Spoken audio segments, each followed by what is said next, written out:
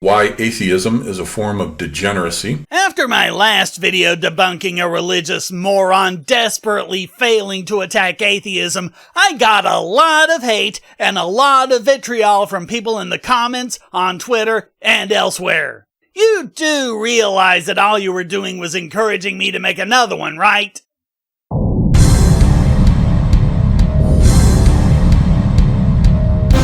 So I'll read the first few paragraphs here as a preview. And he's put the rest of it behind a paywall. Because that's totally what you do when you're just wanting to convince people of the truth, right? Still, good writers know that you start out by summarizing your claims, then use the rest of the article to justify them.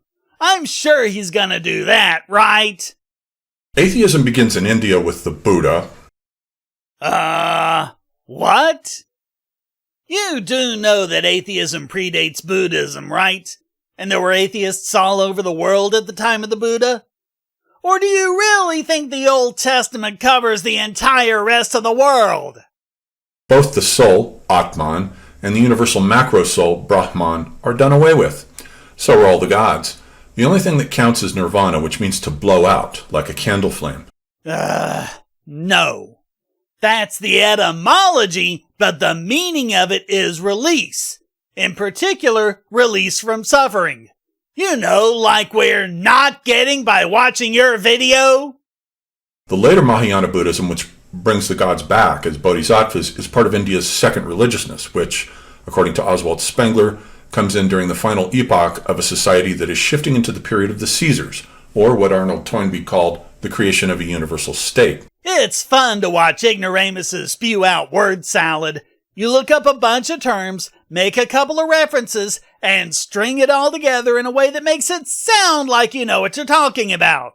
Of course, it doesn't come across that way to people who actually know what they're talking about, but I'm guessing that's not a lot of his viewers.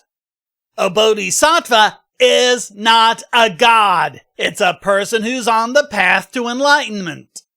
The second religiousness, as Spengler described it, has not happened yet.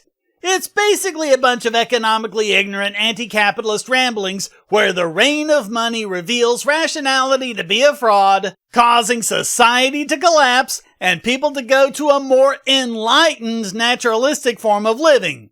Think hunter-gatherer cultures with evangelical Christianity. Likewise with Toynbee's universal state.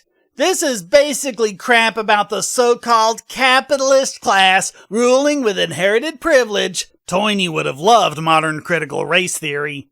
Until the proletariat rises up, kills them all, and creates a truly good one-world government. If you're wondering what any of this has to do with atheism and his arguments for why it's degeneracy, well, so am I. It was Spengler's great insight in The Decline of the West that civilizations come into being out of deep religious piety, then cycle into a great metaphysically creative period, which he designated its culture phase proper in the arts and sciences. Then comes its enlightenment period, during which the almightiness of reason arises. Yeah, this guy's not much of one for reason, as you can tell. Then comes the transition into its decadent megalopolitan phase, when the great world cities come into being, and finally comes the transition into the phase of the Caesars, who don't fear the Reaper. The culture, the Blue Oyster culture, wakes up, cycles through its day, and then exhausted goes back to sleep. It begins with religion, moves through rationalism, and ends with a second religiousness. We can be like they are, 40,000 men and women every day. Atheism is a product of city intellect. Unlike what he's displaying, which is shitty intellect. There is no such thing as a godless rural man. Never been to the Outer Banks, huh? The rise of huge world cities, Rome, Berlin, New York, Paris, cut the human being off from any relationship to nature, the countryside, or the divine. Or the Oxford comma. Huge swarming populations stream into these hive cities from the countryside, looking for work, fun, entertainment.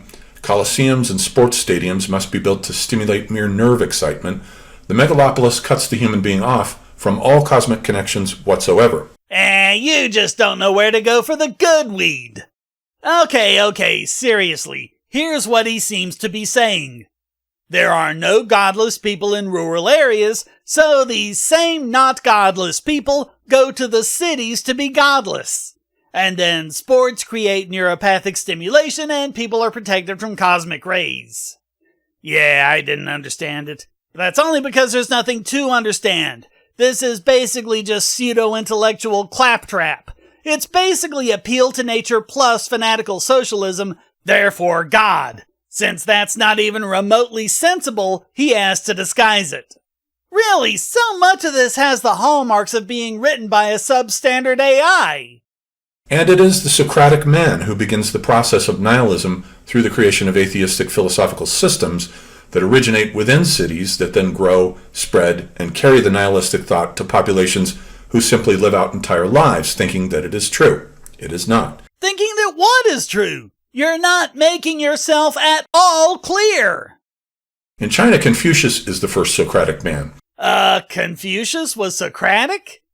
And besides, I thought you said atheism started with the Buddha. Confucius predates him. And Buddhism didn't come to China until the Han Dynasty 2 centuries later.